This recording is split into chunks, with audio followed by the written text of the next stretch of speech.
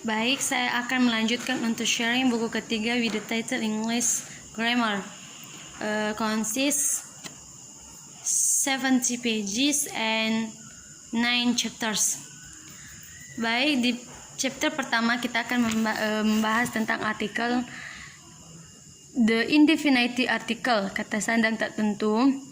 The indefinite article terdiri dari a dan n. A dan n khusus hanya digunakan dengan countable nouns, kata benda yang dapat dihitung.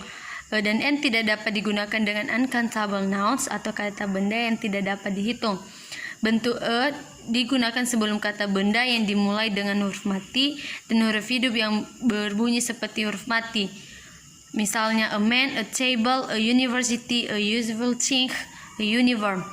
Bentuk n digunakan sebelum kata benda yang dimulai dengan huruf hidup dan kata yang dimulai dengan huruf h mati. Misalnya an idea, an apple, an hours. Bentuk a dan n digunakan sama untuk semua jenis kelamin atau gender. Misalnya a man, a woman, an actor, an actress, dan lain sebagainya. The definite article, kata sandang tertentu. The definite article adalah the, yang berarti itu, ini. Kata sandang tertentu the dipakai untuk menunjukkan kata benda yang telah disebut sebelumnya. Example, I have a new book. The book is very interesting. Menyebut benda yang hanya ada satu. For example, the moon, the sun, the earth, dan lain sebagainya.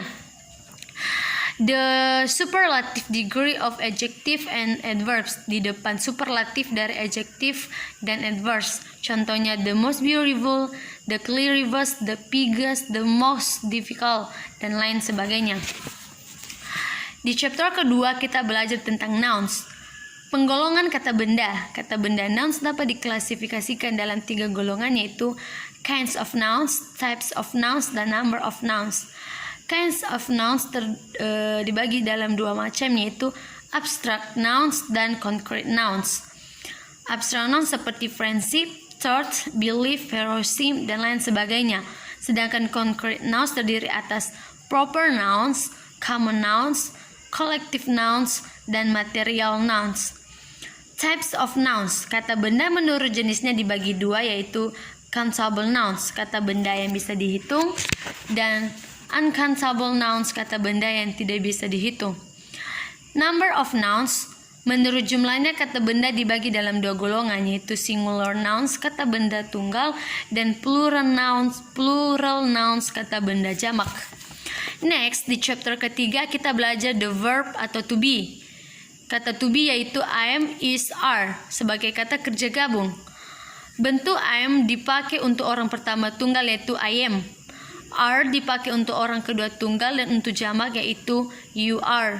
Juga dipakai untuk orang pertama jamak, we are, dan orang ketiga jamak, they are. Is dipakai untuk orang ketiga tunggal dan untuk benda, yaitu he is, she is, it is. Kita membentuk negative form dari to be dengan menempatkan not sesudah kata kerja. Example, I'm a student, I'm not a student. Next, di chapter 4 kita belajar penggunaan kata this or that, this or those. This menunjukkan bahwa sesuatu berada di dekat kita. Bentuk jamak atau plural dari this adalah des atau ini. That menunjukkan bahwa sesuatu berada jauh dari kita. Bentuk jamak atau plural dari that adalah those, itu. For example, this ruler is in my hand. These rules are in my hand. The door is yellow and brown. Those doors are yellow and brown.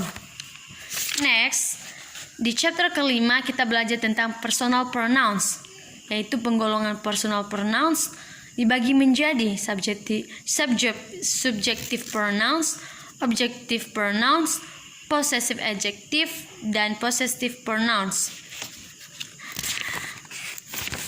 Next, di chapter ke-6 kita belajar mengenai reflexive pronouns, yang artinya dalam bentuk tunggal myself, yourself, himself, herself, itself, dan bentuk jamak ourself, yourself, themselves.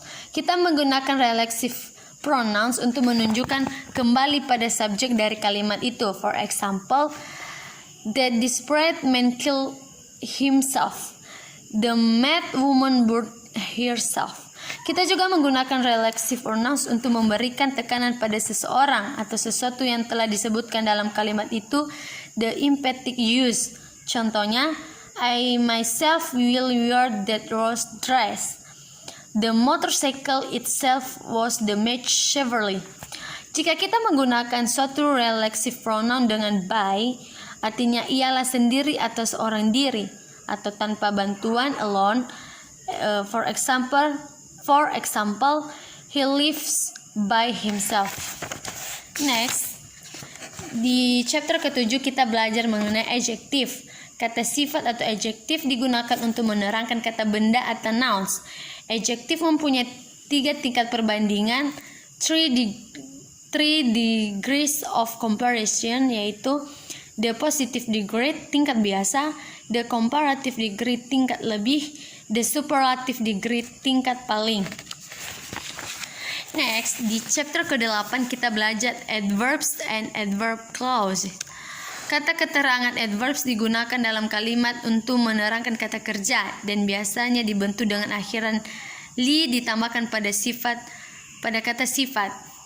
Contoh, soft menjadi softly. Untuk kata sifat yang berhuruf akhir y, maka huruf ini akan berubah menjadi i jika mendapat akhiran li. Example, happy happily, merry merrily, easy easily. Ada beberapa kata keterangan yang mempunyai kesamaan bentuk dengan kata sifat. Kita dapat membedakannya hanya jika dipakai dalam kalimat. Contoh, let, low, hard, fast. For example, please throw away this hard stone. Itu artinya kata sifat adjective. My brother works very hard. Itu artinya keterangan. Baik, selanjutnya kita akan mempelajari chapter ke-9, yaitu imperative form, yang berarti kalimat perintah yang menggunakan subjek you, tunggal atau jamak. Kalimat perintah ini biasanya dibentuk dengan menggunakan infinitive without to atau kata kerja dasar tanpa to. For the example, sit down, open the door. Ini disebut positive imperative atau kalimat perintah positif. Sebaliknya, jika kita membuat negatif imperatif atau perintah larangan, maka digunakan kata do not atau don't yang berarti jangan dan ditempatkan di depan kata kerja itu. For the example, don't go, don't stand up, don't close the door, don't forget me, don't play outside, don't hit that dog. Membentuk kalimat perintah atau imperatif. Perintah dalam bahasa Inggris dibentuk dengan kata kerja verb yang belum mengalami perubahan bentuk.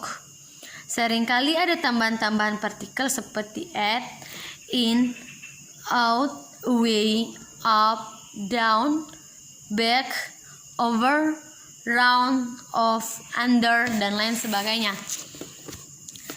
Kita menggunakan kata please pada permulaan atau pada akhir dari satu kalimat perintah dengan tujuan untuk membuatnya lebih sopan. For the example, please come back later. Wait outside, please. Kita membentuk the negative imperative dengan don't. Don't ditempatkan di depan kata kerja. For the example, don't come back later. Don't wait outside.